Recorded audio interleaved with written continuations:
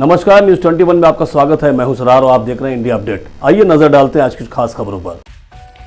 आपको बताते चले कि गोंडा जिले में नजीर मोहम्मद संस्थापक अच्छी सोच फाउंडेशन द्वारा संचालित समाज में शिक्षा, स्वास्थ्य सहित महिला उत्थान से संबंधित कई उद्देश्यों को लेकर लगभग 1 वर्षों से समाज में सेवा करते रहे और अपने सदस्यों के सहयोग से गरीबों, असहाय, मजदूर, महिला सम्मान एवं सहयोग, बच्चों की शिक्षा, निःशुल्क स्वास्थ्य से संबंधित स्वास्थ्य विभाग के सहयोग से कैंप लगवाकर गरीबों का निःशुल्क इलाज, ठंडक में गरीबों को, असहायों को कंबल वितरण सहित अनेक प्रकार से समाज सेवा तन मन धन से कर रहे हैं। आप प्राथमिक विद्यालय एवं मदरसों में जाकर बच्चों को शिक्षा से संबंधित निःशुल्क पढ़ने लिखने के उपयोगी सामान वितरण कर अपने संस्था के उद्देश्य के बारे में जानकारी दे रहे हैं। इसके समाज में लोग प्रशंसा कर रहे हैं। आइए जानते हैं संस्था की कहानी संस्थापक की जुबानी। क्या नाम नेताजी आपका? मेरा नाम नजीर मोहम्मद है। अच्छा, कौन सा आप एनजीओ चला रहे हैं? मैं अच्छी सोच फाउंडेशन के नाम से एनजीओ चलाता हूँ। कब से चला रहे हैं? करीब 1 साल हो गया है एनजीओ चलाते हुए। अच्छा, तो ये इसके पहले आप कहाँ रहते थे? इसके पहले मैं विदेश रहता था, दुबई में। दुबई में मेरी अपनी कंपनी है और हमारे भाई और भतीजे सभी दुबई में रहते हैं। वहाँ सर्विस करते हैं, नौकरी करते हैं। मैं अच्छा, आप यहाँ रहते हैं? जी, मैं यहाँ। तो कैसे आपके मन में ये बात आई कि अच्छी सोच फाउंडेशन बना के उसके बाद में हम जो है इस तरह का समाज सेवा में कार्य करें?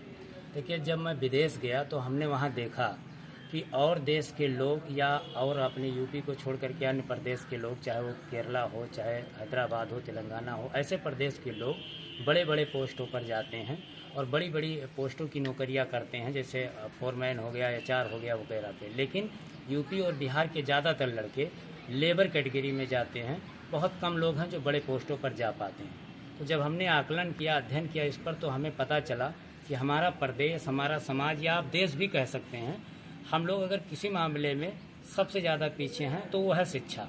हुनर हम लोगों के अंदर है, मेहनत करने की ताकत है। चाहे किसी भी देश के मुकाबले देखा जाए तो हिंदुस्तान के लोग ज़्यादा मेहनत करने में सक्षम हैं, योग्य हैं। लेकिन शिक्षा के मामले में हम इतने कमज़ोर हैं, इसी वजह से हम लोग आगे नहीं बढ़ पा रहे हैं। नहीं, तो सरकार तो अब शिक्षा पे बहुत ज़्यादा ध्यान दे रही है। शिक्षा को जो है बढ़ावा देने के लिए अनेक प्रकार की योजनाएं चला रही है। सही कह रहे हैं आप, सरकार कई योजनाएं चला रही है और बिल्कुल चल रहा है, इसमें कोई दो राय नहीं है। लेकिन सरकार की योजनाएं मेरे हिसाब से धरातल तक नहीं पहुंच पाती, लोगों को उसका महत्व बता नहीं पाते हैं सरकार के कर्मचारी। मेरे हिसाब से हो सकता है कि वो बेहतर से बेहतर करते हों, लेकिन जो मैंने महसूस किया इस संस्था के माध्यम से कि धरातल तक पहुंचाने में उस स्तर से कामयाब नहीं है जिस स्तर से होना चाहिए। अच्छा, तो इस संस्था के माध्यम से आप कौन कौन सा कार्य करते हैं? संस्था के माध्यम से कई कार्य हैं, लेकिन मुख्य जो हमारा लक्ष्य है वो शिक्षा और स्वास्थ्य है। अभी हम लोग मदरसों में और प्राइमरी स्कूलों में जा कर के बच्चों को शिक्षा के प्रति जागरूक करते हैं, शिक्षा का महत्व बताते हैं। साथ ही बच्चों को कापी, किताब, पेंसिल, कलम दे करके प्रोत्साहित भी करते हैं, पुरस्कृत भी करते हैं।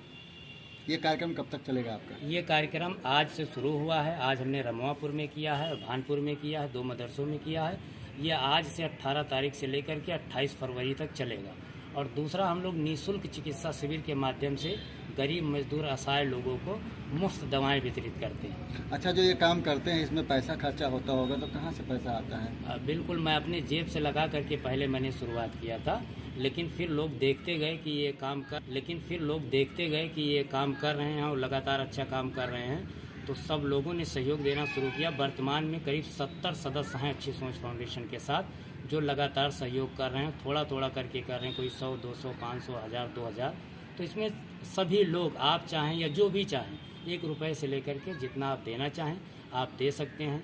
संस्था की वेबसाइट है अच्छी सोच फाउंडेशन.com, अच्छी सोच फाउंडेशन.in, यूट्यूब चैनल है, फेसबुक पेज है, ट्विटर है, इंस्टाग्राम है। आप जहां भी जाएंगे संस्था के बारे में डिटेल आपको मिल जाएगी। अच्छा, तो ये मतलब जो 70 लोग जुड़े हैं, ये अपने खाली जिले के हैं या और दूर से भी जुड़े हैं? नहीं, और भी ज़िले के हैं, अपने ज़िले के भी हैं, दूसरे ज़िले के, बस्ती ज़िले के हैं, जौनपुर के हैं, अन्य ज़िलों के भी लोग हैं और जुड़ते जा रहे हैं। जैसे जैसे काम आगे बढ़ता जा रहा है वैसे वैसे लोग जुड़ते जा रहे हैं। अब आगे क्या करना है कुछ?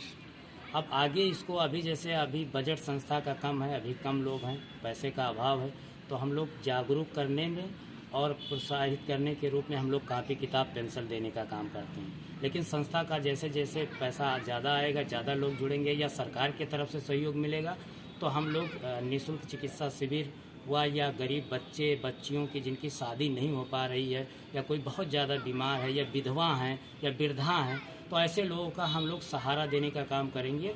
और कुछ बच्चियां हैं जो अच्छी हैं, ठीक हैं और दिखने में भी ठीक ठाक हैं, लेकिन पैसे के अभाव की वजह से और दहेज इतना ज़्यादा बढ़ गया है, उस दहेज के लेन देन की वजह से उनकी शादी नहीं हो पा रही है। तो भविष्य में हमारी योजना है कि ऐसी महिलाओं को, ऐसी बच्चियों को हम लोग शादी भी कराने का प्रयास करेंगे।